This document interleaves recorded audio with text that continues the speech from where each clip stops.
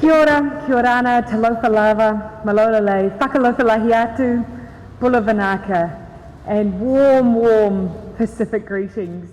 Special acknowledgement of some people that I know that you will probably say thank you to all the time, and that is your family members and those in your wider network who support you. So, I often get asked in the role that I'm in, who were your role models? Who were the people that that you look to? And they always expect me just to list off this whole raft of politicians. And there are certainly politicians in my life who I've drawn experiences from and learnt from, no doubt. But actually, if you ask me to be honest about who my role models are, they're my mum and dad.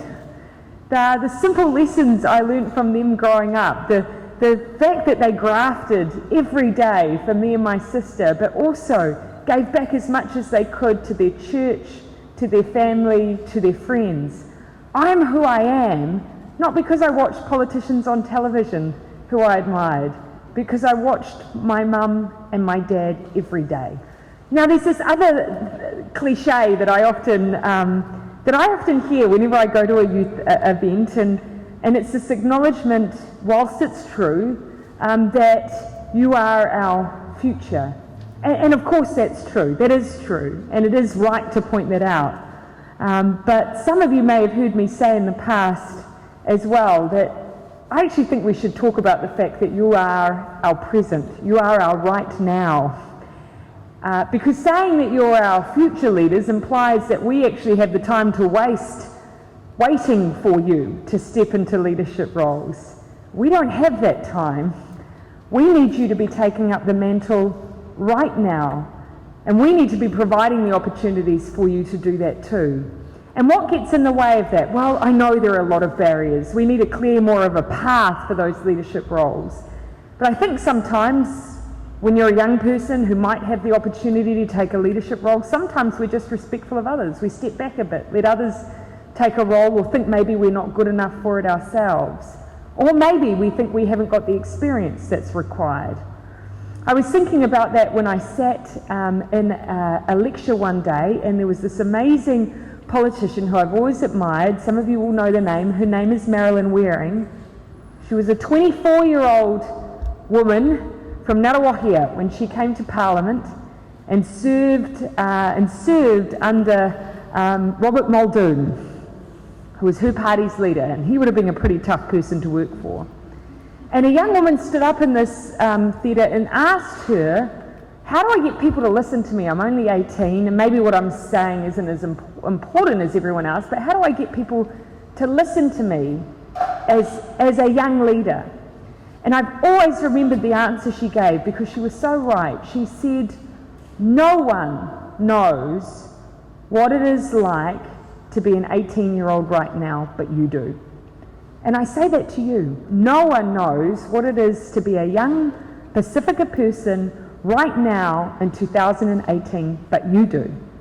And given that 40% of our Pacific population is under 14, actually the voice of young people is pretty important. We need to know what you're thinking. But that's an experience unique to you. And so never diminish the importance of your voice and your ideas and your viewpoint, because not many other people have it. I don't have it. And they've let me be Prime Minister.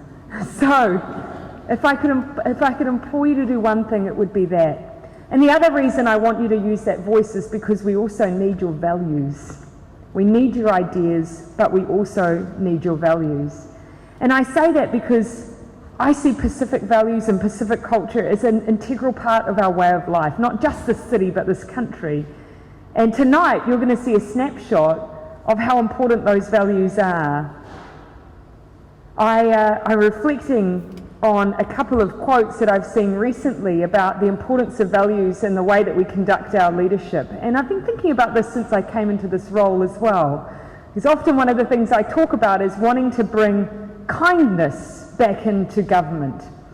And for me that's really fundamental, because we have this idea, I think, of leadership, of it being certain characteristics, and probably kindness or generosity is not probably one of the things you would list as being a character trait of a leader, but it can be, and it should be.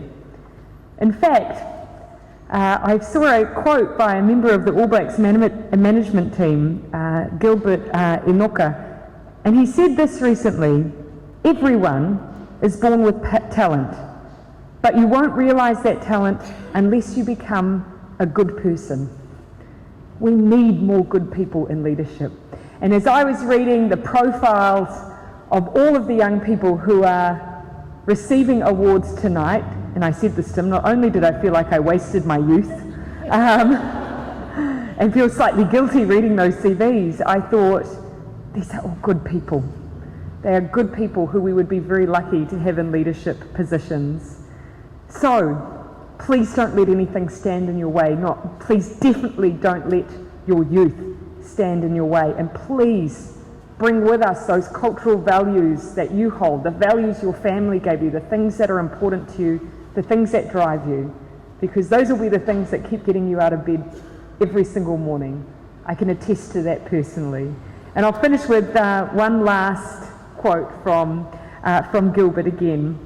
He said, "I'd like to get some more of our Māori and Pacifica people to dream and aim bigger, bolder, and to question and to probe.